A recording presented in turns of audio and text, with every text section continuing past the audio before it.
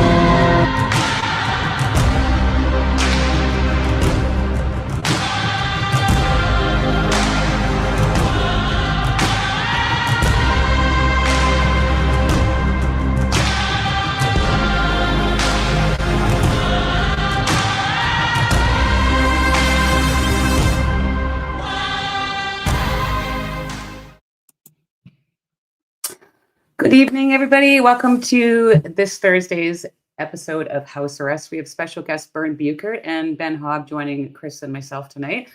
As you can see, Chris is not here yet. He is running a little bit late. So you're stuck with me for an update for a few minutes. And I hope you guys are all doing really, really well. What a video. You probably saw me getting a little bit choked up. That's if you haven't seen Unacceptable by Ben, you really got to watch it. He did such an amazing job, and it's such beautiful footage to rewatch. I find it really, really touching. So sorry for getting choked up, but it's who I am. So how are you guys doing tonight? Let's see, Stettler, Alberta. Welcome, Stettler. Hi, Jeffrey. Thanks for joining us tonight, you guys. Yeah, certainly did. Certainly did. Bonsoir, Christine. I had my 4th French lesson today, so progress is being made, slow but sure. Gibson's, all right. Welcome, you guys. Oh, we're getting people in there. All right, Chris just popped in. Okay, hang on one second. I'll bring him on here. Mr. Barber. There he is. 4 minutes late. You're fired. The truck is literally just cooling down in the driveway. Sorry about that, everyone. Oh, no problem. We had a few minutes. I just played that clip from Unacceptable, the one that always tears me up, and just about had a little shed a tear here on our live stream, but I managed to compose myself. How was your day? It was very busy. I was towing this morning with the truck with the hitch and everything on, and I went to trailers this afternoon and just loaded a fertilizer floater for a young lad just outside of Swift Current in the dark, and just pulled in more trucking first thing in the morning. I didn't quite get done what I expected to today, but it doesn't mean it wasn't busy. So, And how's your?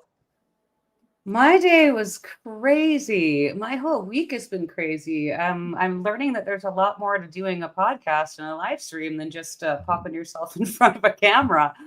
So I've spent the last few days, trying to figure out.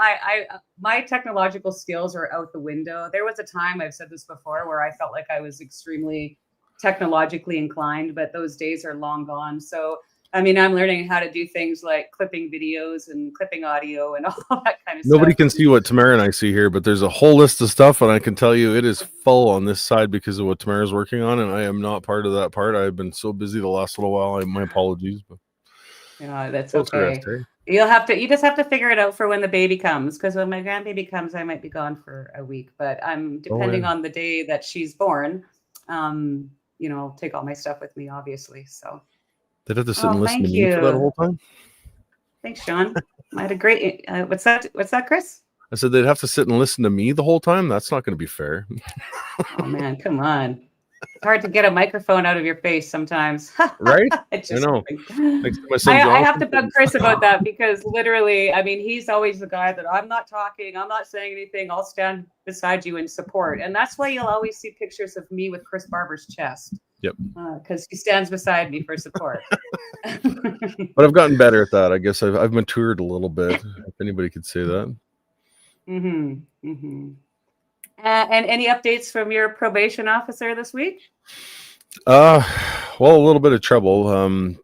I think one of the biggest things I'm dealing with right now is the scheduling, and because we're on 24-hour house curfew, I'm allowed to work, but everything's got to be on a schedule. So I have to plan out my week in advance, and I can tell you that is becoming really, really, really hard. We've had some truck troubles in the last little while here. We've had some guys that, weren't on the schedule that they're supposed to, so therefore, yeah, it's been tricky. So an email and a harsh phone call this morning, trying to explain each other's stories, and I understand there's rules that need to be followed, and I'm doing my best to follow that, but my business runs on minute by minute, and my plans change 15 times a day. It's really, really, really hard to try and pencil that out a week in advance. So we've got it down to twice a week, but that's still the load I was supposed to do tomorrow morning is now canceled because of the shop won't have it ready. So now I have to rework it, re-email the change of plans, and then just before I get that order, I have to get an email saying what my schedule is before I can leave. So yeah, you have a very tricky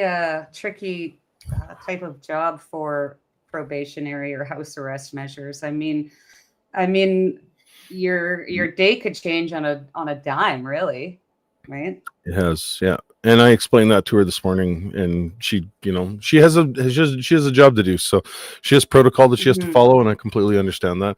It just really complicates things. So, and I said, like, it's a burden for me to have to email 5 times a day saying, oh, this load just got canceled. Like, what are we going to do in the wintertime when combines and tractors won't start and I'm stuck in farmyards longer? Sometimes you get stuck in a snowstorm overnight. So Yes. just working through that. Yeah, it's going to be interesting. Well, I got a glowing review from my probation officer today. Good. I don't know if you saw I posted earlier, but she's completed my case review and deemed that I can switch my weekly check-ins to bi-weekly now.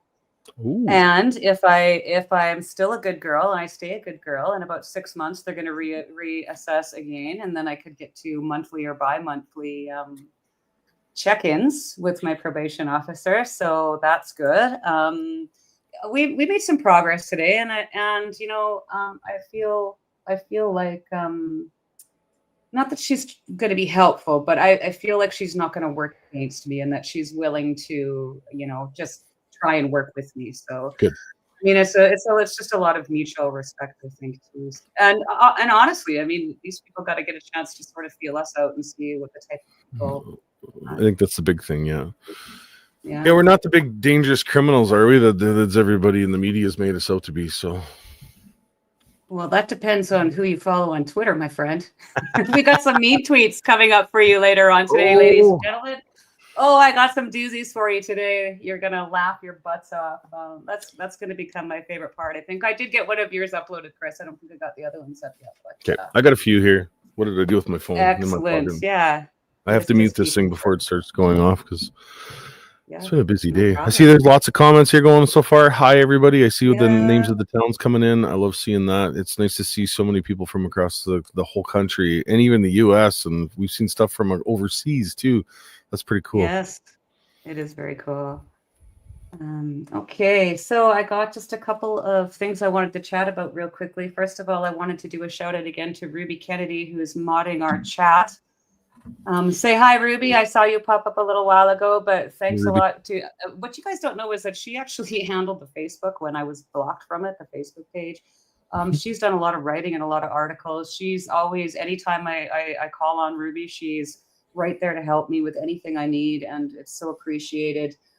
We are looking for a couple more mods to help her out. So if you're interested or you want to be a mod on Facebook or X or YouTube. Well, I guess Ruby's got the YouTube. Just let me know. Send me a message. We have an email address I wanted to post here. So if you guys have any, I see Bern and Ben are just getting in here.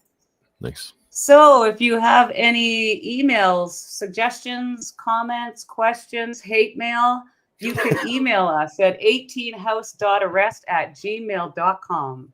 That That's should be for interesting. questions, comments, concerns, suggestions, or hate mail.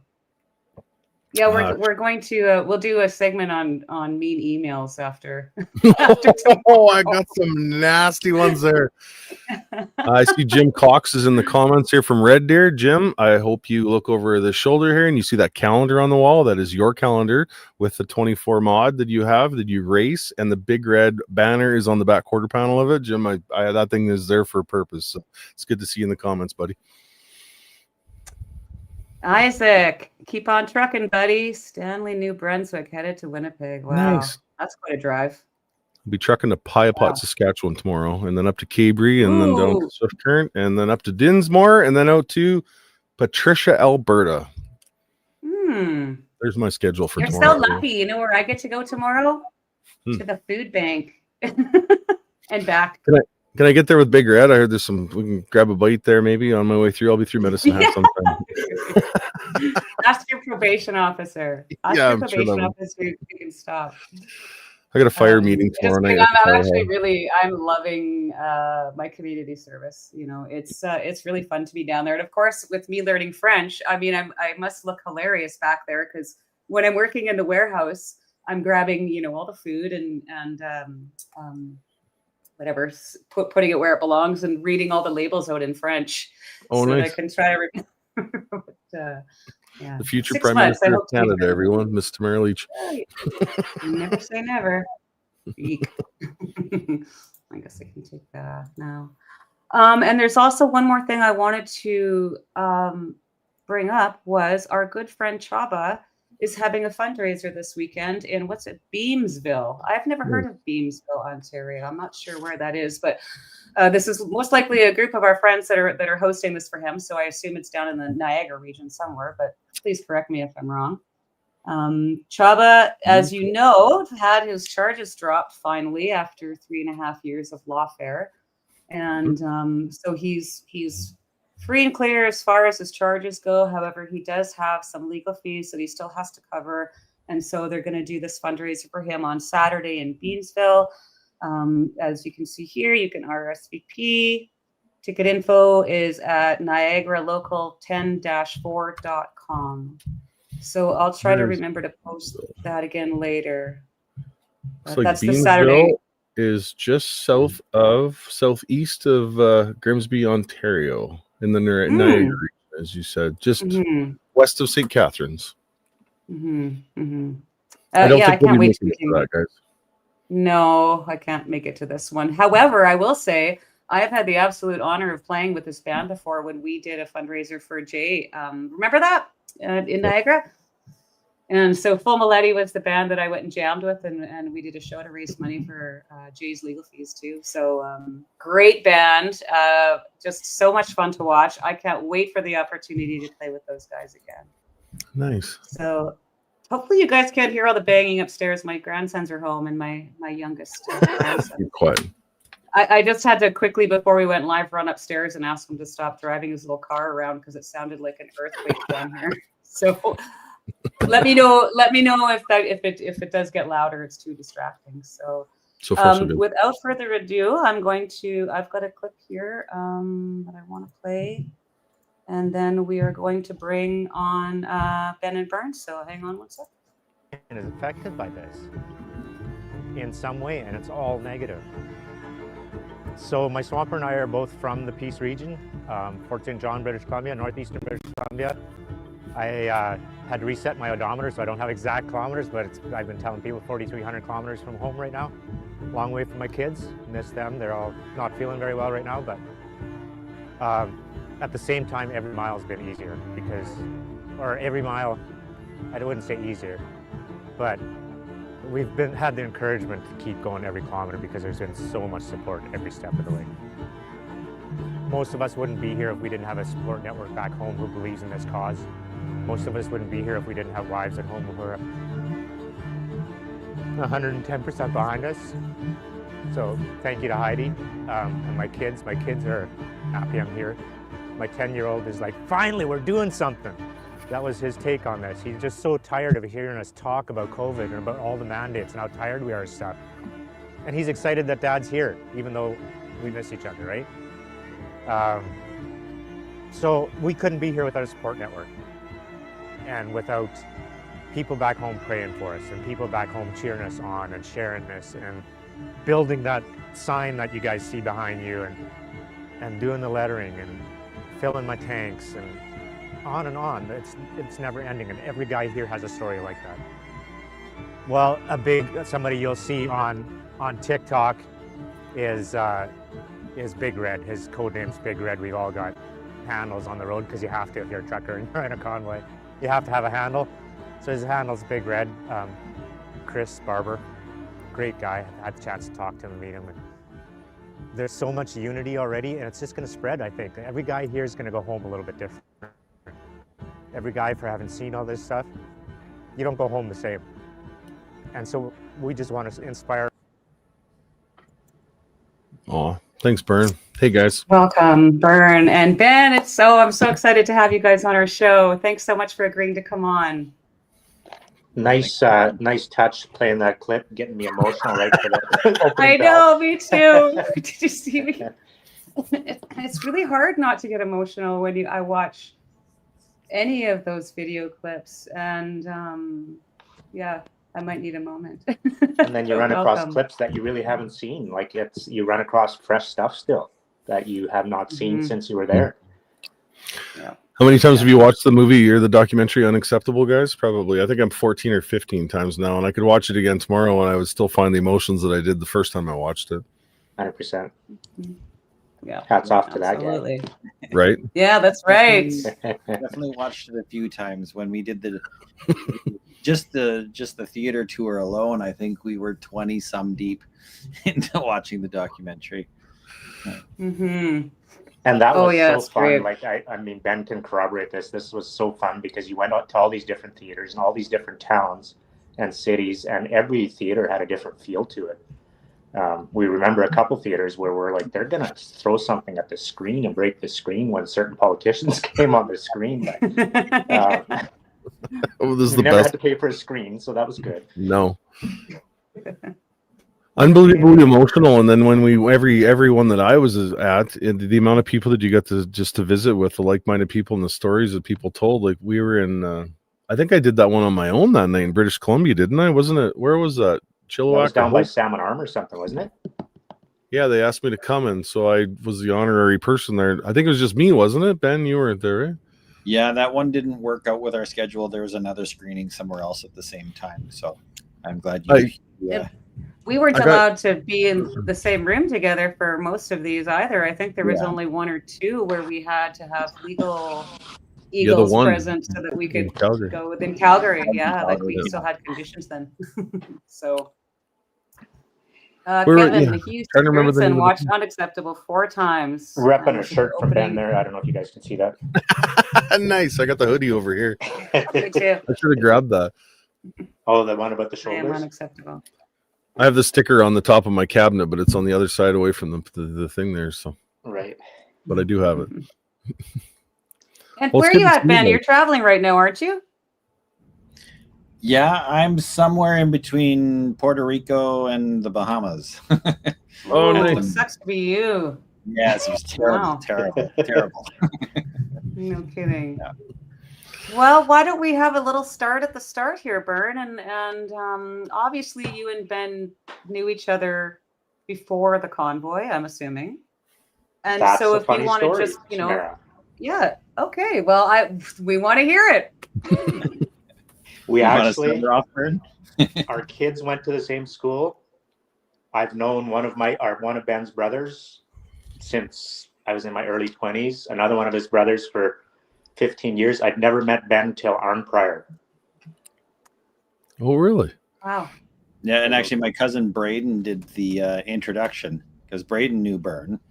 And And yeah, so I literally the first time meeting Bern was stuffing my camera in his driver's side window and interviewing him and Andy on the way there. Mhm. You guys caught Lovely up to us Bern. at Thunder Bay, wasn't it? You guys drove like mad crazy to try and catch up to the convoy from northern BC. Yeah, because Bern had left right after Fort St. John had their small convoy that just circled the city, and that was a significant amount of trucks, even just for our small city there. And then Bern and Andy had left, and my cousin Braden and I, and second cousin Kirsten, and Tammy had reluctantly waited a few days. I had a few projects I needed to finish up, and then finally we just grabbed as much film gear as we could stuff in the truck, and our two trucks started heading across the country. And 48 hours of straight driving. We would just swap drivers, sleep for an hour or two, sleep for an hour or two, and swap drivers out and out and out until we caught up with everybody just outside of Thunder Bay. And Try doing that in a convoy sometime, Ben. You travel a lot slower. Yeah. Takes a lot longer. Yeah. Clearly. But yeah, so we caught up in Thunder Bay and then just started filming, not really even knowing what we were doing. My original concept was a 5-minute mini doc of a lot like what Chris said is we thought we were going to be there for the weekend. Maybe something would happen and then we'd all go home and job well done, that kind of thing. And I'd have my 5 minutes of this is what I experienced, and it exploded into something far larger than I had anticipated. No One of the best kidding. documentaries I've seen when it comes to that right now, and there's been a lot of social media posts about convoy, but when Ben did that one for Unacceptable, it hit all the key points. I think it showed the narrative of the government, it showed the narrative of the media, it showed the atmosphere of Ottawa and the protest. I think it showed just about every point of it in the lead up to it, which was the best. It explains the entire story. And that was It really does. thanks. We were I only on appreciate our way there. What was that? Sorry, Bern? Sorry, kind of ran across you. I think we were about 2/3 of the way there, and I was talking to my wife. My wife was at home watching every clip she could get her hands on at that point. And she's a lot smarter than me, which begs the question why we're together. But she said this is going to become, it's going to be just a war of what can get out there. I'm missing the word, but PR war, basically. yeah, like almost like a spin war. Like it's gonna become a media thing, and it's gonna be a battle to see who can spin this their way. And she was bang on, right? Yeah. Was a lot of people. That's Well- one of the most things I hear all the time is people, the ones that watch the media versus the ones that watch the live stream, were a completely, totally different thing. Yeah. And I've Well, thought so much about this, and we really didn't have a chance. I mean, with some minds in Ottawa, because as we've discussed numerous times, and I've talked about numerous times, I mean, we have the text messages between the Prime Minister's office and the Minister of Public Safety's office, and I think it was Global News, all setting this narrative that the local politicians and law enforcement bureaucracy in Ottawa just sort of ran with. And of course their media also. So, I mean, I do believe that there was people in Ottawa that felt afraid or felt intimidated or didn't want to leave their house. But I mean, that was put in their heads before we even got there. 100%. Mm-hmm. And I'll be one of the first to espouse the ills of So social media. Mm-hmm. correct. Yeah, correct. So yeah, interesting. But it was and you everybody were having- famously parked on Nicholas Street. I don't think, did we meet in Ottawa, Bern? That's a horrible question, I know, but I met so many. I think it was afterwards. No, we didn't. I know where we met, and you must have had quite the first impression. Do you remember where we met first? Were we at dinner?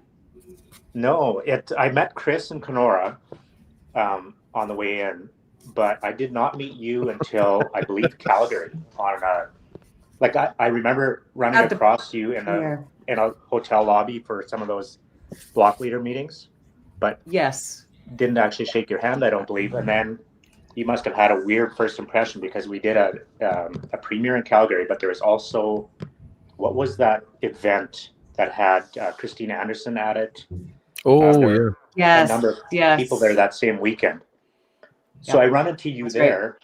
I meet you there, and I'm excited to meet you because I know we're in the same documentary, and we're going to spend, like, you know, like I felt like I knew you already. Right. But first thing I did, I started taking off my shirt. I'm like, Tamara, come look at this. Come check this. And she's like, what am I going to see? I think she must have thought that. And I was just trying to show you my tattoo. That's right. But I was Oh my having a gosh. struggle getting Oh my my shirt gosh. on. She's probably like, what the Yeah. heck? That's hilarious. Yeah. I remember- Well, I Backwards remember BC often after. when I meet a famous I criminal. mean, like and that. you were, everyone knew your name. I mean, I remember hearing your name in Ottawa. And like you said, you know, so many people were coming and going in and out of those meetings that, but I just didn't catch everybody's name. But I remember after I was arrested, I was being taken on the Saturday morning. Sorry, I guess it was the Friday morning for my first bail hearing. And we drove right by your truck. And because everybody knew where that truck was parked, a Mandate Freedom truck, you know. Yep. So I just remember, you know, driving by, looking out the side of my transport, seeing your truck there, and then of course the next time I drove by, it was gone. You said that you thought that was Friday that you went by there? I think I was arrested Thursday. I think my bail hearing was Friday morning, or no, my bail hearing was Saturday morning. Sorry, it was Saturday morning. Yeah. So you must have been before that because you were arrested Thursday and then we were arrested on our block on Friday morning. Yes. Yeah, that's right. Yeah. I don't know how long the truck stayed there until they moved that, but Hey, I was already really interesting. I was the first one. Yeah. My claim to You fame. blazed the trail, my friend. Yep. Started the terrible thing. I think they just didn't know who they had when they picked you up, I think, though, because you got out of there in some sweet time. Yeah, 26 hours. It was uneventful, but yeah. Those little 5x8. You've never even been arrested. Like, seriously. Come on, Ben, up your game a little bit. I know. Who knew I'd be, rubbing shoulders with all this riffraff and Right? I'd rub shoulders, but I can't. The dregs of society. That's right. Yeah. I'm constantly reminded. We are under house arrest. I'm constantly reminded of Ben. Every time I drive to Swift Current, you sold a cargo trailer with Eagle Vision Video Productions on it to one of the people that lives in my area. So every time I drive to town, this trailer's sitting on the side of the highway. I'm like, that's cool. Yeah, and they never Well, took it. and I hopefully ended up they having a don't. weird connection to Benjamin too that I didn't know, because I'd seen him and talked to him a few times during the making of Unacceptable, and then I think we were trying to organize the dates for some premieres or something for me to attend, and I started getting emails from his wife, and it turns out his wife is from my hometown, or one of them. I've lived in several, but she's from my hometown, and my sister used to babysit her. So I mean, talk about a small world. And then I run into Benjamin, and really a small world before, and in much more smaller now. Yeah. Well, and it's kind of ridiculous, the fact that Bern and I were from the same town and hadn't met each other until we were, 2,800 kilometers or 3,500 kilometers away from our hometown, which was pretty ridiculous. But yeah. So Ben, remind me, did you stay in Ottawa for the duration of the protests, or did you just have a crew there? I mean, I know that you were there fairly early on. Yeah, so that was, we arrived, we followed the convoy for the last 2 or 3 days of the journey, filming along the way. And then I was in Ottawa for a handful of days after that, after everyone had arrived. And then I had some projects back in Fort St. John. So left a crew there, drove all the way home. Again, another 3-day straight drive in order to take care of some clients that we had back in Fort St. John and BC and Alberta.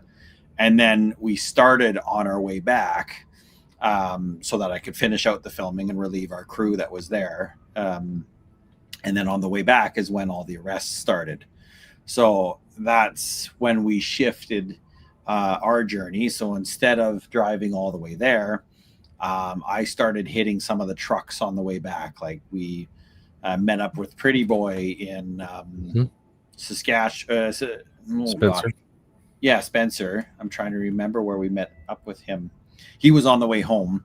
We met up with Bern. Yeah, we met up with Bern in Saskatoon, and we just started. We slowed our trip, and then we spent about 6 weeks on the road, driving and grabbing interviews along the way, and on our way back because we went all the way to Quebec, down all the way to Windsor, Ontario, grabbing interviews along the way, and then on the way back, met up with you, Tamara, at your place. Yeah. And then eventually we tried to meet up with Chris, but he shoved us off to the side. So I was scared. You know what? I think I just was thinking about that. I'm like, that's an interesting story too, because when we were arrested, obviously we were released with bail conditions, and the lawyer basically said, "Go home and shut your mouth and don't talk to anyone." So here I am, like, this Ben wants to interview me with the documentary. I'm like, I don't think I can. I didn't know. You know, he could tell your story, but here we are. I was terrified too. I mean, I was like, well, of course, that first year for me, I was basically put under a complete gag order. Like, and if I remember correctly, Ben, we even had to send my interview footage to my lawyer before he would even let me be in the documentary. Exactly. Everything went through the lawyers and had to be scrutinized. And luckily there was very little. In fact, I think there was only one line that they just cautioned to use until after the trial was done. Yeah, that's right. Other than that, everything else was A, factually accurate, and B, was not detrimental to the case. So, Yeah. I think everybody was running just a little bit scared. Like, I remember thinking, like, is this going to cause extra issues just being vocal? Check it out. You should quickly. Sorry about that. I had a lag. Go ahead, Bern. But, you know, in retrospect, like, if we were to go back, I think I'd be, you know, I don't know about you guys, but I'd be more vocal. Like, I think we need to be more vocal about what's going on. I don't know if I could be more vocal. I think I got I think you could. I think you could, Chris. I think one of my main concerns, especially with Bern, is Bern wasn't really too much on prosecutors' radar. And I think my biggest concern with the documentary, because we had him as our through line, kind of a bit of our focal point, was that we were going to paint a bit of a target on Bern's back.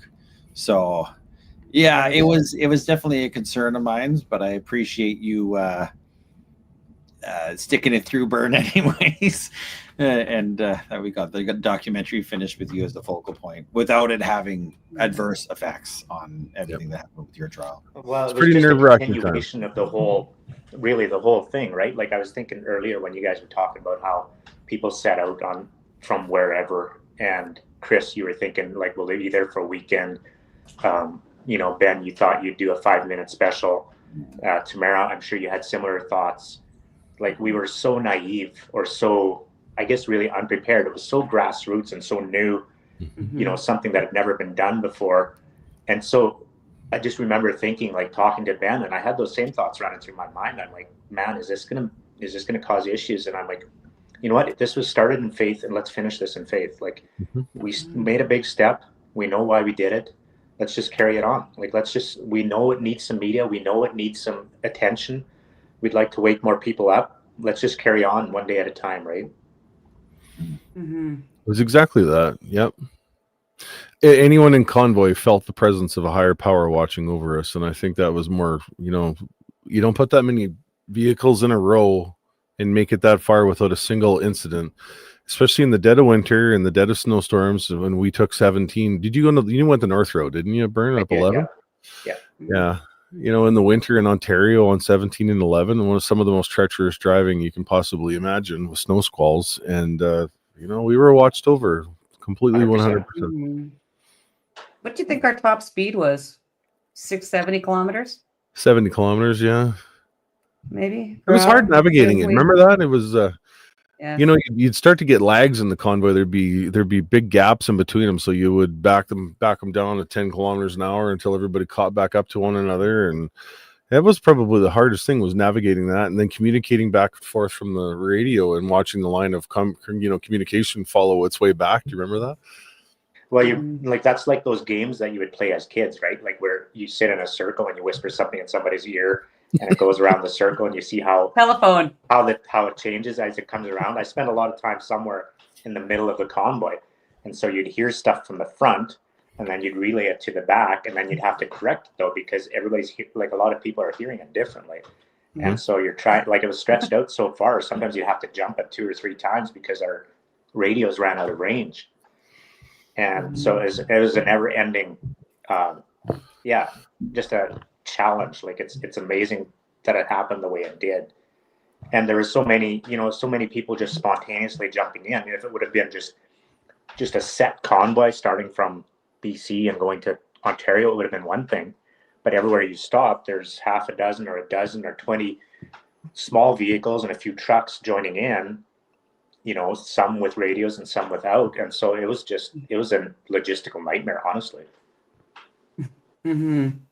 Was. So, Bern, tell me and tell us, if you don't mind, like, what are some of the things that you did when you were in Ottawa? I mean, I know a lot of the road captains, like some of them were on garbage detail, some of them were shoveling snow, that type of thing. Like, what sort of jobs or duties did you find yourself performing when you were in Ottawa for those 3 weeks? I got quite a bit of flack from my wife because I didn't get out and do some of the things. And one of my biggest regrets is that I wasn't involved in the hockey game. I love hockey, and I just wasn't in the right spot at the right time. But we had, like, Nicholas Street, if for anybody that knows the geography, is a kind of an outlier. It's sort of out on the outskirts of where the protest was happening. And we remember how cold it was. Well, we just ended up, you guys know Elmer, you've all met Elmer. Yep, was part of our group. He had a cargo trailer there, and it was cold. Like, part of that time was just bitterly cold. And so we had some people come by who really, really wanted to help. And Sheldon and myself were kind of co-road captains, or not road, block captains. And so they were talking to Sheldon, and they wanted to help, and they wanted to bring food, but we were already having food freezing in our trailer because we had too much. And so they were trying to be creative on how to help. And so they donated the money for a wood stove. And then we had some of our handy truckers mount that wood stove into our cargo trailer with a chimney and everything. Wow. And that was almost all donated. And then people donated firewood. And so because of that cargo trailer on the outskirts of the protest, with heat in there, we cooked on this thing and everything. It ended up kind of being a hub, and we heard so many stories. Like, people would stop in and just stay a while and warm up and tell us their stories. And it sounds a lot like Sir John A. You ended up, like, I got into a lot of trouble with Heidi at one point, because actually it was the night we got arrested. She decided we needed to have this out, but she said, I'm getting more information from people at home or on social media than I am from you. I'm fairly outgoing, but you would get to the end of the day and we had such a constant stream of people around you. And I don't know how many of you found this. You were just peopled out. Like, you were just done. You wanted to talk to them. You wanted to hear the stories. Every one of those people were so well-intentioned. A lot of hurting people, a lot of people that just really needed somebody to hear them. You couldn't shut them down. You didn't want to. But you would. So we just spent so much time just interacting with the public, interacting with people in that trailer.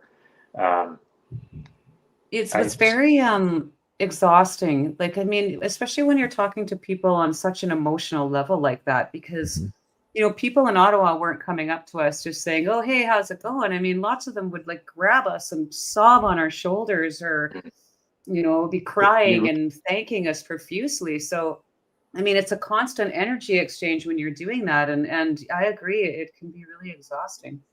You remember that line from Jabba? I think it showed up in the documentary where he carried their pain, right? Yes. Yeah. And I remember. And Bern, you had a great in the documentary too. You had a great saying, or a great line when you were talking about hope, and it was like we were carrying the burden of hope. because everywhere we went, that's what people were telling us that we were doing, was that we were giving them hope again. And so every time we'd stop, it was like a little bit more hope got piled on top of us, right? Until we're saying, we're not coming home till the mandates are, I can never seem to remember the name of that little town on Highway 11. Remember, Chris, we split up. This was that little town where they were looking forward to seeing us, and then they realized we were taking 17. They were going to be left out. Cochrane. And so with less than a day's notice, what was it called? Cochrane, Ontario. That's the one, yes. So with less than a day's notice, we changed plans, and so trucks and trailers essentially took the 11 and tractors took the other one and split up, kind of tried to split it up halfway.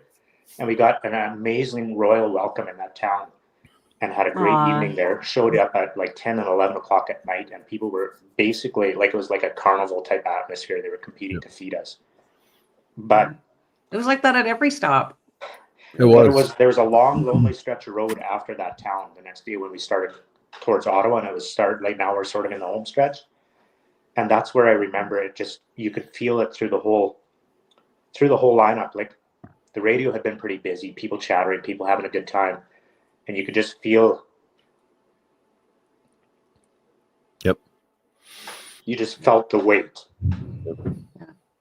Everybody quieted down, and you could just tell everybody was just. There's a lot. Like they were really feeling it. Yeah, I think I get emotional just thinking I'll about. see if I can play it. The amount of people, I don't know the amount of tears we shed in the cab of that truck just listening to people and watching people on the highways, and the amount of stuff we've seen was like, it'll be something we never get to experience again. Ben, what was it like when you were interviewing all the people for the documentary? How many hours did you actually log for recording time and all the interviews that you did? 28 terabytes worth. Holy crap. That was all of our documentary. It was 28 terabytes. So it was hard drive after hard drive after hard. I mean, yes, we're recording in RAW, so the files are big to begin with, but hours and hours and hours and hours and hours. So yeah, I have a clip here. I'll see if I can play it. This is Bern. I didn't ever want to be called a hero, and yet people are holding up these signs calling truckers heroes, but because they were calling us that because they had hope again. And I didn't really realize how bad it was until you saw how many people were actually quite hopeless. It's like to the far extreme of people who said, I was just ready to end it, like until those trucks rolled by. I didn't want it. Okay. Yes, I know. Hey, everybody, can we have somebody? My buddy Andy just showed up. Did Andy show up? Oh, absolutely, we can. Yeah. Okay. Pull the chair, Andy. Oh, yep. Okay. Oh, that was perfect. There he is. Is sidekick. Hey guys. Hi, Andy. Welcome to House Arrest. Andy. Chris and Tamara. It's good to see you. I've actually met all you guys. Tamara, I've actually met you too. I met you during the hostile takeover, let's say.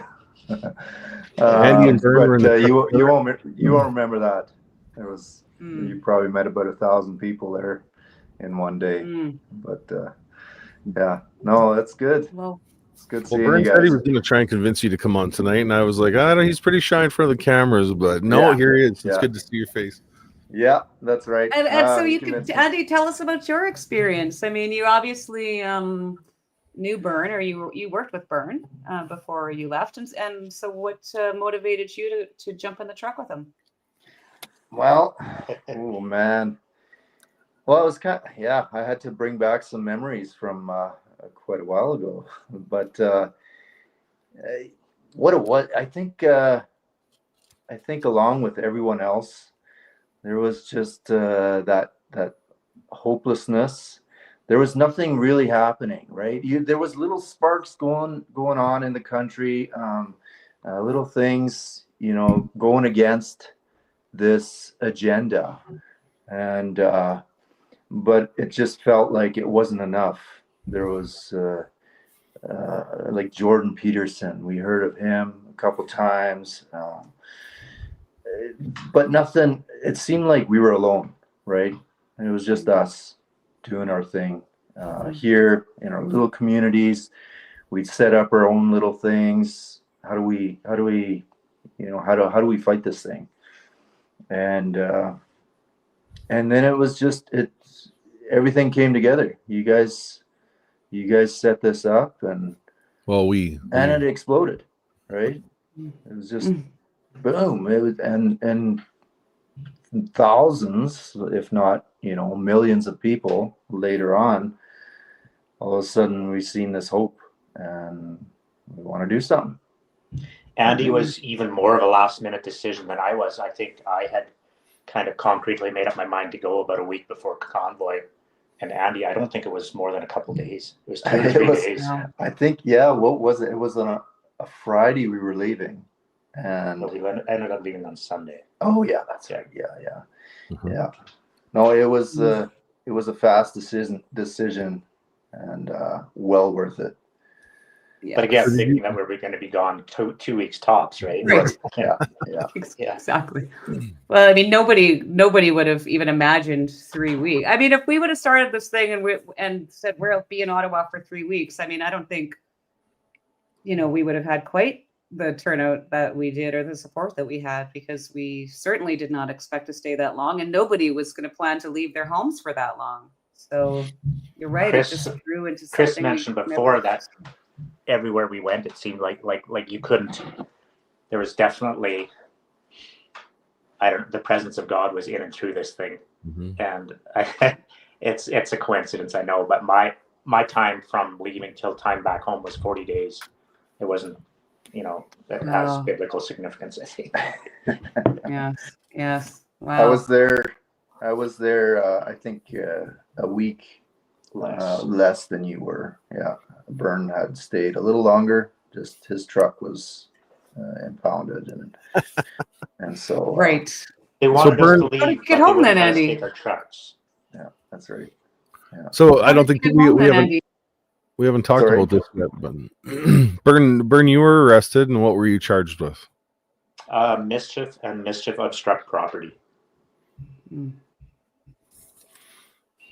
And I just Andy, had to answer some questions for some life insurance, and one of the questions was, "Have you ever had criminal charges against you?" And I'm like, "I guess so." When we go back to Andy and me starting off on this trip, I don't know if that ended up in the documentary or not, but it was an interesting story because it really played into how unprepared we were, or how organic this thing was, because we left pretty late on a Sunday. We left about 5 or 6 o'clock at night on a Sunday, and after that local thing that Ben was talking about, so it was already dark by the time we even got to Dawson Creek, and there was like 2 people honking their horns at the UFA as we went through there, all by ourselves, one truck, right? And we're headed towards Edmonton. So we get through Edmonton like in the middle of the night, and we stop for a sleep like an hour past Edmonton. Wake up in the morning, and we're intending to meet up and join in. Like, we had a bit of a schedule, intending to meet up with Convoy, not Lloydminster, the next one over, right? Like North Battleford, maybe? Was it? I think it was North Battleford, because that was what was looking like it was going to be our time frame. Right. Well, my coffee I meant to make coffee in the morning, and my coffee maker was broken or frozen. And so we're like, well, now we got to stop for coffee. So we roll into Lloydminster at a McDonald's, and we're just going to run in to grab coffee. And as we're rolling to the McDonald's, I hear on Lad 1 on a radio channel, "Is there anybody on here that's going on convoy?" And I just said, like, I responded, and they're like, "We're on a different channel, Lad 2 or whatever." So we get on that channel. They're literally a block away, just getting ready to leave Lloydminster. If we wouldn't have stopped for that coffee, because we would have just rolled right through Lloydminster, we would have missed these guys. So we rolled through the back way, and we get into this Husky truck stop where the trucks are congregating, and traffic control waves us out in the front, and then we led that little mini convoy all the way to North Battleford. It was amazing. Wow. Yeah, that was a good start to it. Wow. And then every stop, like, you guys know this, every stop since just grew and grew. Like, you know, in North Battleford now, we went from 20 vehicles to 40 or 50, and then as you carried on towards Regina, and then once you rolled into Regina, you're like, whoa. Like, this is taking on epic proportions. we heard of the bigger group coming from southern Calgary. BC, right? Yep. Yeah. Was that you, Chris? No. That was it started in Vancouver-ish area on the morning of the 23rd, wasn't it? Yeah. Right. And we lost track of the road captain that was involved with that. I can't even remember his name right now, but I'm sure it's going to come to me soon. And Derek Barnsley. Derek Barnsley, yes. But we were There was kind of a few road excited captains to. that we had at the beginning that never did make it to Ottawa. So Yeah. You got kind of bombarded like with there's so many people you were converting with so many people there that you lost track of who you were and like Bern said before, there's so many people that were there and wanted to have a conversation with you. You spent your days having those conversations and exchanging stories, and you were almost physically mentally exhausted at the end of the day. well, I mean, we said often, right? Sometimes in Ottawa, 1 week felt, or 1 hour felt like a week. Like so many things could happen in one day. You'd sit down and, be talking about something that happened that morning, but it felt like it happened last week. It was incredibly busy. I think that kind of answers the question of how emotional it was doing all the interviews as well. Yes. Because it was like, I mean, it was utter chaos and an emotional roller coaster the whole time. Every time you went out, you spent 15, 16 hours with the camera. Someone would text you, oh, hey, this is happening over here on this street. And so you couldn't drive anywhere. So you would trudge all the way across, and then you get there. It's like, oh, no, this is happening over there. And you trudge back over there. You spend 16 hours wandering around in -20, taking interviews, doing B-roll, flying the drone in an area I'm not supposed to fly the drone in, all these kind of things. And you get back to the hotel room, and you'd have the war room emailing you with like, hey, we need a clip of this. We need a clip of this. We want a clip of this. We want to see this. And so you'd like try to cut together something for them, send them some video clips for them to use on their social media. And then you'd watch the news for 10 minutes and you'd see this is happening, this is happening, this is happening. Yep. And you're like, okay, so I'd make a mental list, write it down. And then the next day we'd go and hunt for that. Like, okay, well, this is white supremacy. Is like, okay, well, there's definitely a lot of other ethnicities in here. Right. Not just white supremacy. So you try to combat it with what you were actually experiencing on the ground, or there's a tremendous amount of hate, and okay, well, let's see what kind of violence or hate or words are being spread around, and it's like, well, I'm not seeing any aspects of that. And so by the end of the day, like you said, Tamara, 15, 16 hours out there, and you get to the hotel room, you literally close your eyes, and by the time you open them up, it was 9 a.m. and you're like, oh, I'm late. Yeah. Get back out to the street. Unless you were sick with COVID, and then you didn't really sleep that well at all, but you just kept going anyway. I can't remember. Somebody had said somebody wanted me to do a Newsmax interview, and maybe it was BJ, I can't remember. But anyways, he's like, you got to be up at 6:30 to do Newsmax, and I'm like, I ain't getting to 6:30, man. I mean, we weren't getting to bed or to sleep. I mean, of course, well, I don't know how you guys are, but I know, like, I would go to bed and lay there for a few minutes, just trying to go through everything in my head, sort out what happened that day. So, like it was really hard to shut off. But once I did shut off, I slept like the dead. For sure. One of the big things I think too, Ben, you were able to work with Rodney Palmer, Canadian, legendary journalist, foreign correspondent overseas, and he gave an amazing perspective of just the media attitude when it came to how the news was portraying the convoy compared to how social media. And he actually went out and did his best, and you worked with him, and he's in a lot of the documentary, which was a really, really good feature to see him in there and explaining all this stuff and the narrative that went on. Yeah, he was a wealth of knowledge as far as like his history and as a war correspondent, or in combat zones, or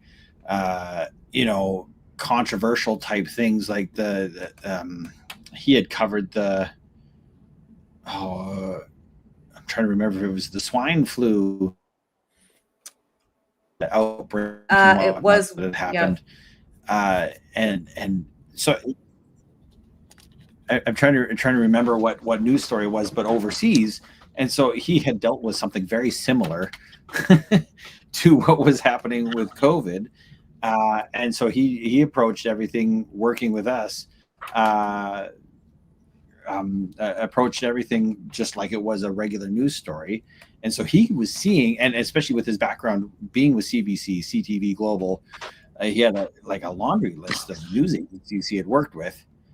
And to see him be like, well, this is obviously fabricated. This is obviously a crafted message. They had these photographs that weren't even part of this event, and they're posting this as the event. They're not on the ground. And so he would go and try to find his colleagues that he used to work with on the ground, and he's like, they're not even getting footage of the actual convoy. They're not down here, or if they are, they're inside a fence, 2 blocks away, where the convoy where the protesters aren't actually even attending. So it was just a complete fabrication of everything he was witnessing in comparison to everything we were experiencing on the ground. And like that's against what you're supposed to be doing as a reporter, as a journalist. Yes. Yeah, Rodney spelled it out Yes. quite well when he said it was farther for the journalist to walk to their car than it was to the protest site. I felt that was really powerful. Yeah. His I should know testimony this by now, was Ben, but incredible. did you go into it intentionally seeking out these media professionals, I guess, if you want to put it that way? Because you had more than just Rodney on there, like Judy and Judy Stinson and some other people involved in media. It was powerful. Like I remember the first time seeing the documentary, Ben didn't give me a screening at all. I put my life in Ben's hands. He's like, you don't get to see any of this. You just get to show up in a theater and watch it with everybody else. It was so powerful, like those perspectives from people that have spent their life in journalism. So powerful. Well, and I can't take any credit for getting connected with all these individuals. It fell in our lap. There was a lot of people coordinating. It was word of mouth. So and so talked to so and so, talked to so and so, and it just they spoke for us on our behalf. Almost divine. It was almost divine, wouldn't you say, Ben? 100% was a divine direction for sure. It was the right people with the right skills that just showed up at the right time when you needed them the most. 100%, yeah. So there's no credit that I can take as far as getting connected with all the individuals we interviewed and their experiences and their expertise that led itself to the documentary and everything we were trying to cover as well. The one thing I still am very disappointed about within the documentary is our goal was to do a balanced view. And part of that was to bridge that gap in communication, right? So you have those that were very heavy on the left saying these things, very heavy on the right. And some of it wasn't necessarily political either. But you had these differing views and they were so far to the extreme. So we wanted to get those that were against the convoy. Why? What were the facts that they were basing their disagreements on? What were their talking points? And we only had 2 interviews that were against the convoy in certain aspects of it, but they weren't really that really strong, bold view on the other side. And so we actually didn't use a fair amount of their interviews because for every point we'd only have these 2 people doing counterpoints, and it wasn't really going to be fair to them, having them as the only voice that was opposed to the convoy. So we used a few of their interview pieces, but not a lot of it. So that was one aspect. We had lots of, death threats and lots calling us join the club. Let's Nazi get t-shirts and all that kind of thing. So that we were the propaganda wheel, and so we would invite them to do an interview with us. Well, I'm curious of your perspective. I really want to have this voice in the film as well to balance out and see where you're coming from. And it was always a a denial or just disconnect, didn't want to talk. We rented a hotel room downtown Ontario, and I paid for ads all on Facebook and on Instagram downtown that we were here for 48 hours in this hotel room, had an empty chair sitting there waiting. And that was one of the individuals that showed up that were opposed to the convoy. We only had one show up in 2 days. Oh, really? Wow. Sitting there with an open Wow. chair. I mean, we tried to get, it was hard to advertise that out, but yeah, we tried our best and just didn't get any takers on our interviews, which was unfortunate. That's too Ben, bad. I'm 'cause getting a lot of questions here. People want to know where they can find your documentary, Unacceptable. And do you want to just let them know where they can find it? I meant to get the For link sure. for your Eagle Vision Productions too, but I forgot. So go ahead. Not a problem. It's www.unacceptabledoc.ca. Is there any streaming services allowing it right now online? Yeah, so you can either order a hard copy directly off that website there, and that's Blu-ray, DVD, or a USB stick as well. A lot of people like to have the actual hard copy. And then there's Vimeo that has a streaming service that's available for people to rent the movie or purchase there as well.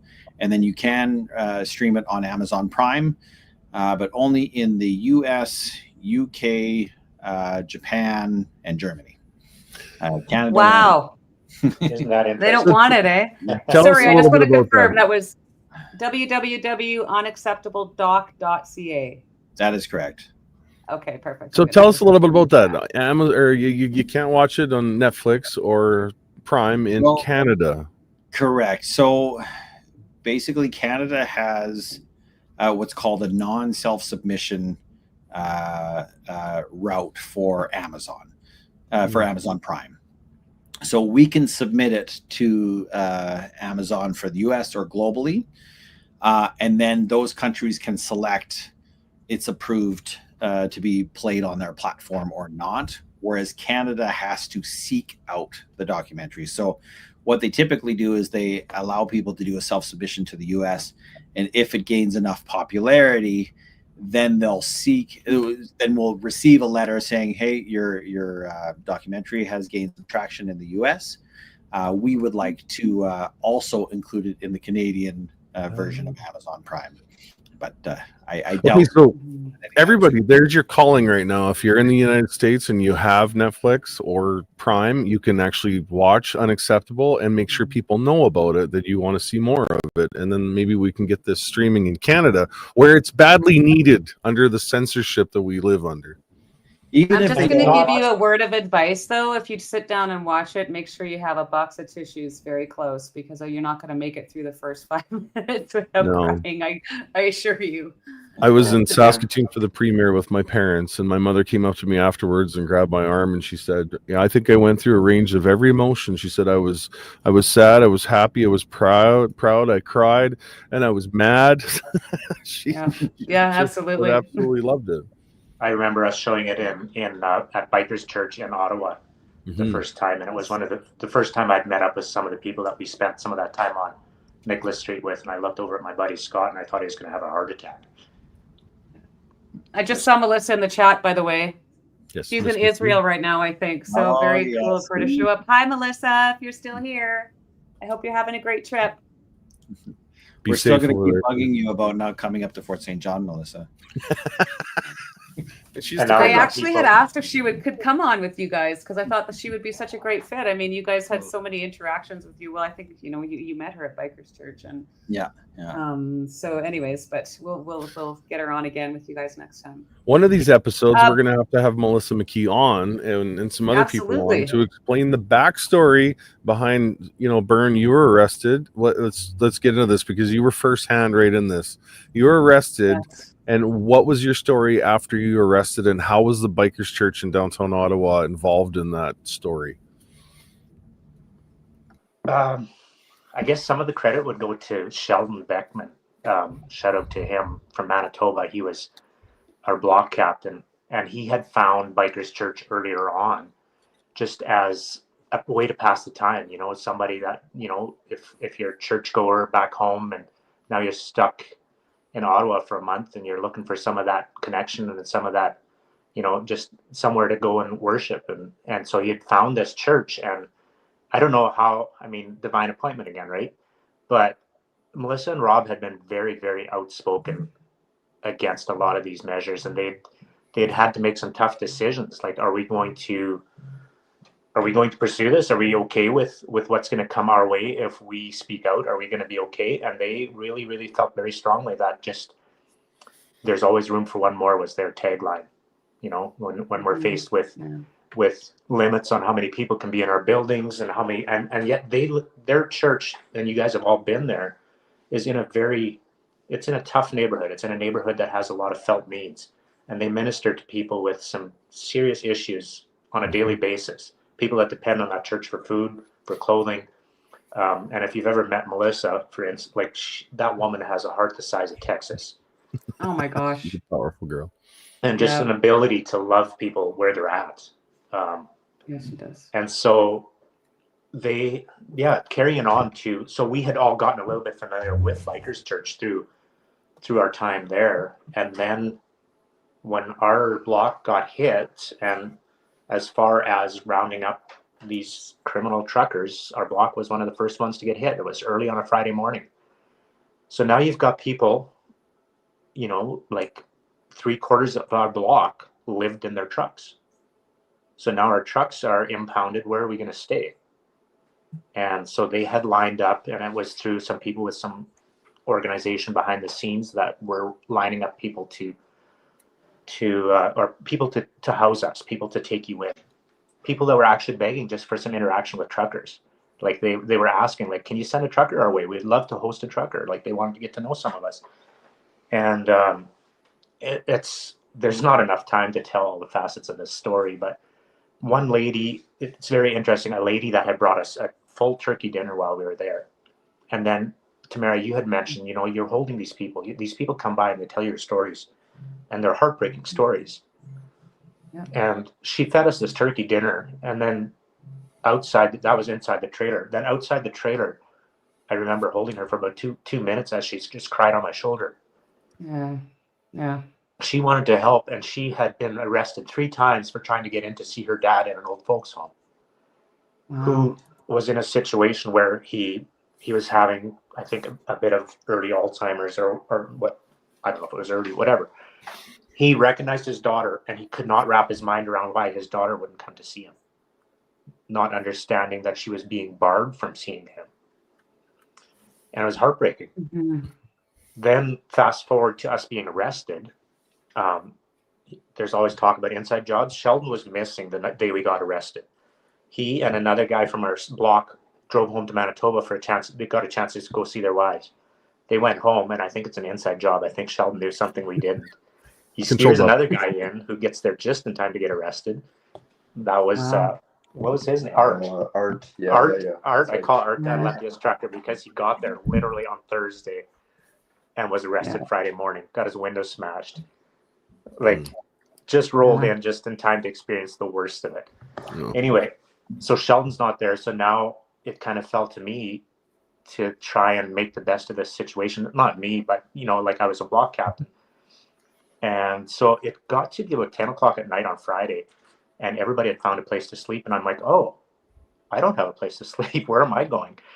And I ended up at the house of this lady that had fed us that turkey dinner, and her sister, a couple of older ladies, sleeping downstairs on this little twin bed with flowered, like it was all flowered and cute little grandma house. And that's where I ended up sleeping. Like it just came full circle. But Bikers Church was where we all regrouped after being arrested. And most of us had never been arrested before. This is all pretty traumatic. Like it's all a new experience that I don't necessarily recommend, but it's traumatic. And so now we were regrouping. It was, I could still point And I out, want to just take a step back here, Bern, because I mean, the part about your arrest, now, if I remember correctly, you were arrested. You were put in a transport for quite a few hours with your hands Strong handcuffed shoulders. behind your back. Basically, basically driven I had to to get the that in. outskirts of Ottawa and dumped off in a snowstorm. Is that's correct, right? And you had Bikers Church number, I believe, written on your arm in case something like that happened.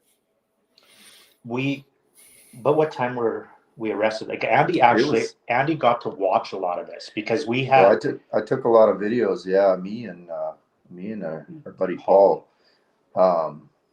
But yeah, it was in the morning. It was 7 o'clock. It was early morning. Paul was there early, and he texted me and hey, he better come down here.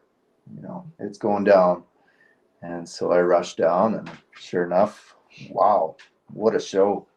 Just cops pointing their guns in windows, and I mean, this was an emergency. This was a peaceful protest, and law enforcement reacted with live ammunition and firearms pointed at your face. But I think they've arrested you, but they took you on the outskirts of the city and basically dumped you off in frigid temperatures with no way back. And it was, the Bikers Church that organized ways back to warmth and safety, right? Yeah.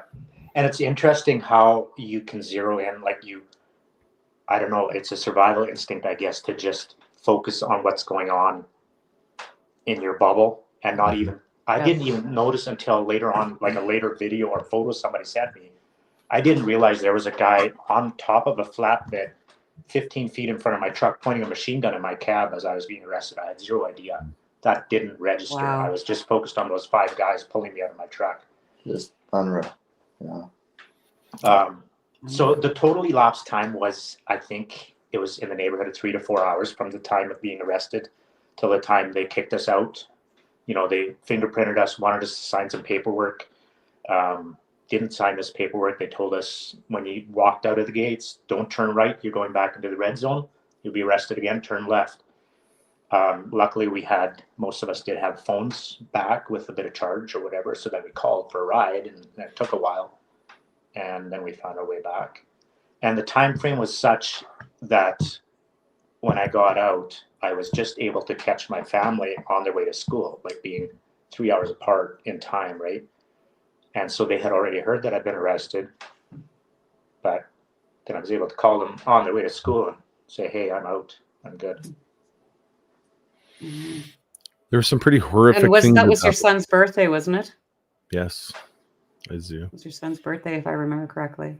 Where a lot of people don't know that. I mean, this is some of the stuff that the evidence did come out at the Public Order Emergency Commission, but a lot of people don't realize how many truckers and supporters had their hands zip tied behind their back, who sat in freezing cold paddy wagons for hours and then basically got dumped in a snowbank. And I remember Interim Chief Stephen Bell made a comment about it and defended it, saying that there was a building right there, but it was like a city maintenance building, is what I was told. And there was you couldn't get in to even access the phone. So I mean, there was a lot of very questionable behavior that happened post arrest for a lot of people. And I mean, that's one of the points that of this show, House Arrest, that we want to get those stories out too, because a lot of people don't know that, Bern. Look how you were treated, and kicked out in a snowbank, and don't come back. I remember talking to Christine, I think it comes out in and I get made fun of it because I call it a steel aluminum box or whatever. But the paddy wagon was not what I pictured it being, with these nice wooden, one along each side, and you kind of, you're in a group, you're together. They were individual cubby holes where you were separated from each of the people that you're getting arrested with. And there was, I'm guessing there was 8 of them on that vehicle, but I watched as Christine in handcuffs was walked around the front of the vehicle, and I was in the right front compartment in this van. And then I heard the door open and shut opposite me. So we were able to talk through the wall as we're being driven down the road. And I don't usually get car sick, but there were so many corners, and so you can't see anything. You're in handcuffs. You're sitting really awkwardly, My shoulders are hurting. On Chris. metal, on steel, cold steel. And so, like, I was almost car sick by the time we finally stopped. You're finally just glad to get drug out of that thing. And then here we go. Like, you have no idea what's in store for you because, you know, like, they're not being, like, we're not being treated in accordance with our rights and our freedoms, our constitutional rights anymore. Like, it's all out the window. Like, they instituted this emergency act. What's next? You know, you don't know. You're very much at the mercy of the whim of the people that did that. Slaughtering ostriches is what's next. Question is, what's next after that? Yeah, Wow. no doubt. That's the scary part. Yeah. The Canadian Charter has been violated so many times in the last number of years, and especially throughout the convoy. The easy thing to do would have been to have a conversation with 500,000 people that showed up on the doorstep of Parliament Hill, but they didn't want to do that. They didn't want to have that conversation. Instead, they used violence against its own citizens. And Bern, you're the perfect example of, you know, of the abuse that you know, transpired that night, being kicked out in the snowbank. And, you know, where's the humility in that, or the compassion from our elected leaders? Humanity. Yeah. Humanity.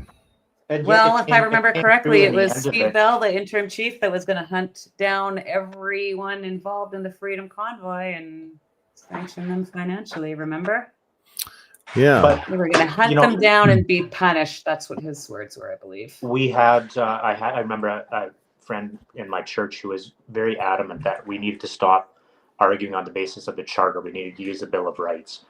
And that's well beyond my pay grade. I know there was a lot of people that really believed it that way. And yet it did come through. And my lawyer, who you guys are familiar with as well, ended up successfully arguing a charter challenge in my case and got my charges thrown out because I was not lawfully arrested. And then when they got information from me, that was invalid because of the unconstitutional arrest. And my hope and prayer had always been that it wouldn't be a lone victory. It wouldn't be just me, because I did feel a little bit like I'd gotten off lucky. I'd gotten, you know, when my case wasn't appealed, when my decision wasn't appealed, as so many were. But then we see, and I forget the fellow's name, it was the day before Java's victory, also by a charter challenge, right? There's a fellow Robert Donnell, I think. Robert Donnell, that's the one. So Robert Donnell, yes. I was really happy to see that precedence being set and then used later on, because we know precedence matters. And you were like one of the first ones who has not had your acquittal appealed. Well, first of all, you're one of the only ones that's been acquitted, but you're one of the very first ones too that the Crown didn't appeal that acquittal. So I mean, we were so happy for you, Bern. Yes. When that day came and went, we were all breathed a sigh of relief for you, my friend. What was it like, Bern? You're sitting there waiting for 30 days. I mean, Tamara and I were just in this situation, although we were pretty sure of what the outcome was going to be, but you were 50-50. We didn't know where they were going to go, whether it be the launching appeals or not. You want so badly to go and celebrate. You want so badly to go, like, just, yes, but you're afraid to, because you're still looking over your shoulder. You know that feeling. Mm-hmm. And until, like, just a massive sigh of relief when that 30-day window closes. Yep. And you're like, now I can celebrate. Yeah. I was thinking I'd get my cell phone back here, but they appealed like last week, and now I still don't have my cell phone. The cell phone that I was arrested with, the cops downloaded 4,200 pages of evidence off, is still in Ottawa police custody right now. Wow. And they will not give that back to me until after all trials are complete. So whenever that will be. Remember when all those messages accidentally on purpose got leaked to Glenn McGregor from CTV News on a flash drive that was left on a desk for him to pick up? Wasn't that weird? I mean, it's easy to see how that accident happens, right? Like, oh yeah, exactly. Yeah. Happens to me all the time. All those private conversations with my wife and my children and my ex-wife and my parents, and yeah, even lawyer conversations wound up in that, which is another charter. I don't know why that couldn't have been used, you know, in some way. But there was a lot of things that went around there. But I have felt. Well, lucky for us, gentlemen, the truth will always come out. Eventually, Absolutely. It will come out. It might be long after I'm dead, but I do believe that eventually it will come out. It will come out. I remember hearing Tamara's voice, especially, but both of you, when we were in Ottawa, and the refrain that kept coming from anybody that was making addresses was the importance of keeping everything peaceful. Mm-hmm. And that came from both of you guys. It came from multiple other people. Anybody that was in a position to make those addresses was on the same page at that point. And I've told people this, and I strongly believe this. They should be, honestly, like look at it, look logistically, look at the differences of opinion, look at the depth some people were willing to sink to discredit what we were doing, to make it, color it differently. Like, it was a powder keg. It could have gone very, very differently. 100%.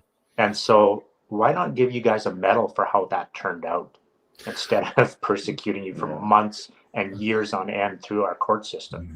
You know, I found it kind of funny, not funny. I'm not going to say it was funny, but before our sentence, the judge praised us basically for, you know, keeping it peaceful and working with law enforcement, encouraging others to work with law enforcement, and always, you know, keeping your head and not, and then sentenced us to what she did. It kind of was a little bit of a blow. It was almost like you were sitting there and she was building you up for what you did accomplish. And then at the end of it, oh, here you go, 18 months house arrest. It's a little bit discouraging, but you know what? We take that like we have for the last 4 years and just keep moving forward, and adds to the story, right? That's all we can do. I mean, that's all we can do. You know, a lot of people ask Chris and I, like, how we do this, or, you know, how we get through all this stuff. But really, I mean, at this point, it's basically become our life, really. You know, like, it's just every day we're dealing with some legal matter in some form or another. So it's just a continuation of what we've been dealing with up till now. I mean, the good thing about the appeals court is that we won't have a lot of trips to Ontario, because most of that's just done with paperwork. And in most cases, the lawyers don't even have to show up. So, but you know, we're looking at probably 6 months minimum before this gets before the Court of Appeals. And then it will be another 1.5 to 2 years after that, if it goes to a retrial, before there would be a retrial. So, you know, Chris and I will have already served our sentences by the time that opportunity comes around, should it happen. Well, I'm sure Ben and Andy would echo this with me. Like, your attitude through this thing, I think, has been just a testament to the Canadian resilience in good old Canadian people. Bern. You know, just being able to do this with the attitude that you've had has been. We've had so many people behind us and with us, and that's the huge thing, I think. And I never want to not mention that it was never just us there. There were so many people, so much involvement, and it takes a group like that in order to pull off something as peaceful as that, right? So, and there was instigators in the crowd. We knew that. We dealt with those people. I think I almost got into about more than most people even know. 3 physical altercations with protesters in the Ottawa downtown place, because, you know, they, you know, working with law enforcement, we need this intersection clean, and yeah, it got a little heated some days. Well, because we weren't controlling anyone. Like, nobody there controlled anybody else. You know, we could suggest things or ask for people to help us do things, but we couldn't get on our social media and be telling everybody what to do. I mean, that was not our place. Everybody was a leader. I mean, that's the thing. This was a leaderless movement. You had people like us that were participating and helping to organize, but I mean, I never saw myself as a leader of the Freedom Convoy. I felt of myself as a support role. You know what I mean? So, but that's nice of you to say, Bern. I appreciate that. And well, Chris, you touched into like how amazing it was, the lack of incidents on the trip there. I've often thought about even just the dynamics of, like, you think about who ended up finally standing up, and it was blue collar people, essentially. Like, I'm not saying there weren't white collar people, but it was independent business owners. It was truck drivers. It was just people that are very used to thinking and making their own decisions. And those are also tougher people to get on the same page sometimes. Like just try and rally a bunch of truckers around a local cause, you know, like, we need to get our rates up, or you know, need to get some road improvements. You can never get them all on the same page. So just to have us all on the same page in Ottawa from coast to coast with that type of unity, that's amazing. It's absolutely amazing. That amazes me to this day, how that At- went. At times it was like herding cats, though. You know that, right? Yeah, 100%. It was. But I love that, Bern, because that's really, I mean, at the end of the day, all of those truck drivers were there and supporters, and they didn't all see eye to eye, and they didn't agree on everything. And in some cases, they didn't even like each other. But everybody put that aside, and we worked together for a common purpose. And that's why I still have hope for Canada, because I feel like that is the Canada that I grew up in. You know, you don't have to be friends with everyone. You don't have to like them, but I mean, you can still find some common ground or come together for a common purpose instead of focusing on the things, on the ways that you're different, right? And that's what we've become. We don't celebrate our differences anymore. We hammer the heck out of them, and just don't. We seen a need lot to of get that. back to that fundamental unity. I think I hit my breaking point this week on social media, especially TikTok, with watching the amount of negativity and the utter distraction that people that were on that side of history are using against other people standing against government overreach right now. And I hit a threshold of that where I was like, enough of this crap. This is getting too much. You guys need to quit fighting and quit pointing fingers all the time. And then you'll see me disappear from social media for a little while. And that's my break that I need to try and regain my composure again before I, go completely insane. What's a little while for you, Chris? Like a day off, or? Yeah, I'll usually take a couple days. I'll go through phases. I'm on that phase with X right now where I won't post anything for a little while, and then I'll get bored with something and want to fire up a few. And X is like the grounds of just trench warfare when it comes to fighting the left. I don't know why they're so attracted to me on there, but it just makes me happy in small ways. No, that's interesting that you said that, Tamara, because I got an audience with a family member after, almost 4 years later, that hadn't had a conversation about Convoy before, and that was what I was trying to point out to him, was that 3 weeks prior to the arrests was, I felt like you saw the best of Canada, you saw the best of Canadians in just that ability to put all differences aside and appreciate each other, and Yes. just walk in unity. Just like the feeling of patriotism that was downtown can't be replicated. Like I don't think I'll ever feel it again. I will never see it like that again. I would love to, but it was so powerful and it was amazing. I wish more people could have felt that feeling. I wish more people would have turned the TV off in their house, and especially in the downtown core, turn the news off and walk out the door and greet your neighbor instead of listening to that fear mongering that was going on. Because it honestly scared a lot of people, and that fear is still being portrayed today. I know Trish Woods has did a documentary on it and interviewed a bunch of people in the downtown core, and they to this day are scared of blue collar workers because of Convoy, which is sad. Wow. Yeah, it's well, like I've talked about it before. She interviewed that lady that had never, like you said, seen a truck driver before, or somebody that worked in the oil patch, and she admitted that it was just her own ignorance, right? But she still was too afraid to go outside because she'd never met a truck driver before. So, those people are out there. Unbelievable. We had our own convoy here in Fort St. John. So, I mean, little communities did get together and had their unity, right? That was good to see. And we were excited about it, hearing about it in Ottawa. There was a lot of people. Ben, were you in Fort St. John at the time? I'm sorry, I just had the boys come in the room here. I missed the question. No, I was talking about the little convoy. I guess it wasn't that little. Like for us, it was quite a good size convoy that we had in our town. Yeah, that was a week later. That was for when we rolled in, right? Mm-hmm. And it stretched from Fort St. John almost like 2/3 of the way to Dawson Creek, I think, or half the way to Dawson Creek. It was like a 30-kilometer convoy. Wow. Yeah, it was significant. That's for sure. Yes. All right. Well, you guys, we've had you here we've been streaming for an hour and a half. Boy, time flies. See, I told you that today, Bern, didn't I? You just start talking and, pretty soon, before these shows start, I'm like, oh my God, what am I going to talk about? And then, an hour and a half blows by and It Well, just goes my by mother-in-law so was like, "Well, I hope you have the answers for the interview that you need." And I'm like, "It's not an interview; it's a hangout. No, We're just hanging out with." conversation. That's right. It's a hangout. That's exactly right. Ben, I Chilling want you on to house arrest. Ben give my best to Johanna and the family and everybody. I hope you guys are having a good little holiday down there. It's been a while Well, they're since we definitely chatted. enjoying. I'll put the camera around and sit. Hi guys, Oh, Hey. hey, how's it there's the going? family. Nice to see you guys. Amazing family, guys. Yes. Amazing And once family. again, you can find the documentary Unacceptable from Eagle Vision Video Productions. That's a mouthful. Sorry, Ben.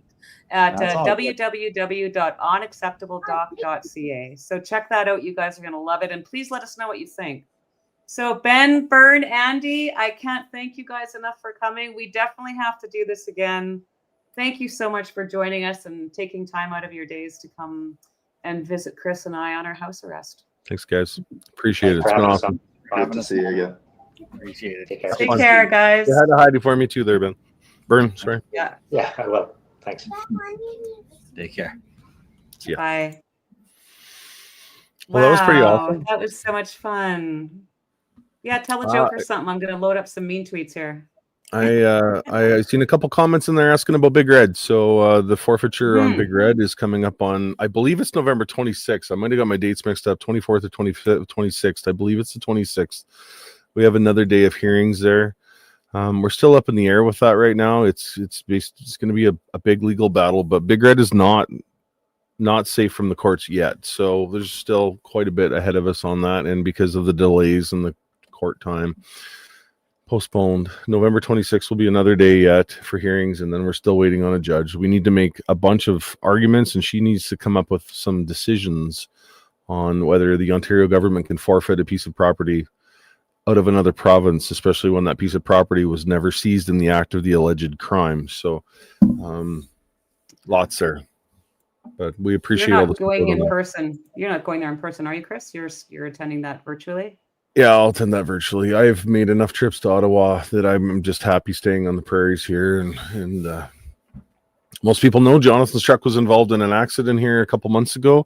We're working through the insurance on that right now, and we've been working on it ourselves. With the help of one of our local Red Seal mechanics that comes to our shop and works. And Jonathan's truck is running as of this week and is sitting on two Cool. wheels on the front axle. The whole system is in place.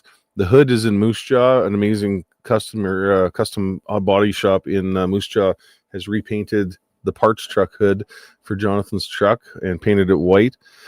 So next week it will go to a frame and wheel alignment spot. About Wednesday it's booked in there, and they will do the frame check on it, the wheel alignment on it, and then it'll go to Moose Jaw and have the hood put back on it and the front bumper. And then we need a Wow. safety, and she is back and running. And Good to go. Jonathan, he's pretty pumped to have his baby back. I bet he can't wait. Wow, that's amazing. It's amazing that you've gotten fixed it so quickly. Wow. It's been, yeah. I don't want to take much credit. We're working on it. I helped Jonathan with it a little bit, but our good friend Tanner has been over working on it a lot with Jonathan, and they've accomplished quite a bit. It's been quite a bit of work, but thankfully she's going to be rolling here soon. Right on.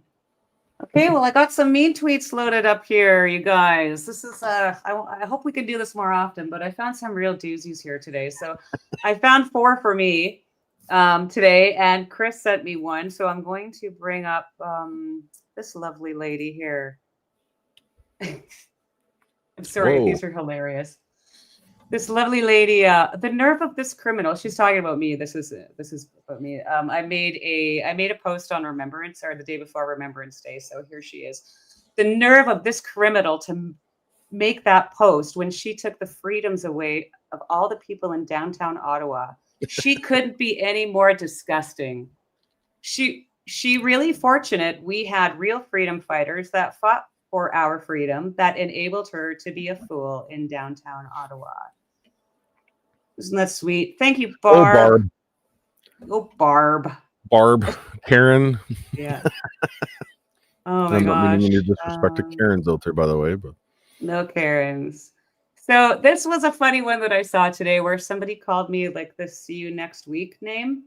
And so this lady's like, LG at Lena G, I guess, says that's what she is. Hope her kids, if she has any, are ashamed of her. Sorry, Lena. My kids are extremely proud of me. Yes, mine as well. Yeah. Here we go. It's this one. I like this one the best. I actually retweeted it. Excuse me. You should have never have been allude internet access. 3 years bail, hope arrest, and internet access is an example of soft on crime. Oh, we live rent free in a lot of people's skulls. It's so true. And you know what is really, really annoying these people is that you and me are miserable. Like, you know, they were hoping that we were going to get thrown into jail. Even when I was in jail, I wasn't miserable because I'm just not a miserable person. But, you know, that really irritates these people when they see us laughing or having a good time or not suffering in any way. Here's a doozy that you found today, Chris. I'm going to bring this up and I'll let you read this one. Oh boy, there's my favorite fan. Do not agree with violence. There are things that Chris done to people that are horrific, promoting lies to his friends who show at people's houses, stalk their families, his antics, or have airlines removed on rigs. Dead animals on doorsteps? Chris is not a nice guy. Well, for one thing, I find that ignoring people like this is the best bet because all they're doing is looking for attention. And when you mention their name, you validate them, unfortunately. So it's nice that we can expose these people for who they are. Yeah, that's an oldie but a goodie. Dead animals. You're like leaving dead. Does he say you're leaving dead animals on people's porches or something like that? And smashing airlines on the front of a trailer. So I don't know how, but I'm quite a distance away from wherever that lives, and I could say that I love animals. I love animals too. All right, everyone. Well, that is pretty much it for us this week on House Arrest with Chris and Tamara. I want to thank you all so much for coming. I'm hoping to be here next week, but as I said, I have a grandbaby coming, so I'm going to do my best.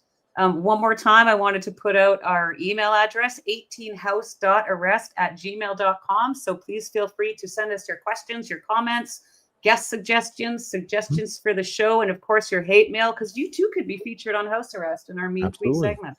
What are we doing next week, Tamara? Do we have any ideas yet? Yes, we do. We've got Gordon McGill and Ray McGinnis who are going to come on, and we're going to have a great chit chat about Coots and what happened in Coots. As you know, Ray is a journalist who's done an amazing job covering this story. And also Gord, who's also done an amazing job. Gord is a truck driver from Canada who now lives in the United States, and he's done a great job of covering the story too. So we really looking forward to having those guys on. There was one more thing I wanted to mention, and I think we're going to start this next week. We're going to be doing the fundraiser of the month because there's so many people that we know, from the injured to people like Chava, that are still trying to raise legal fees, to the Coots boys themselves. There's so many, everyone. So we're going to be featuring a fundraiser, but they're personal fundraisers. So we will not be asking for donations personally. Right. If people have a Give, Send, Go or a crowdfund set up, we will take the month for that fundraiser and promote it. And so I think it would be very fitting next week if we started our fundraiser of the month with the Coots boys. So I'll have links for those campaigns up next week. And we're looking forward to seeing you all again next week. Awesome. Thanks, everyone. It was an awesome conversation today. We hope to do more of these. Yeah, have a great night. Chris, just stick around and we'll have a chit chat here with Bern before we all say good night. Good night, everyone. Thank you so much. We'll see you next week. Bye-bye.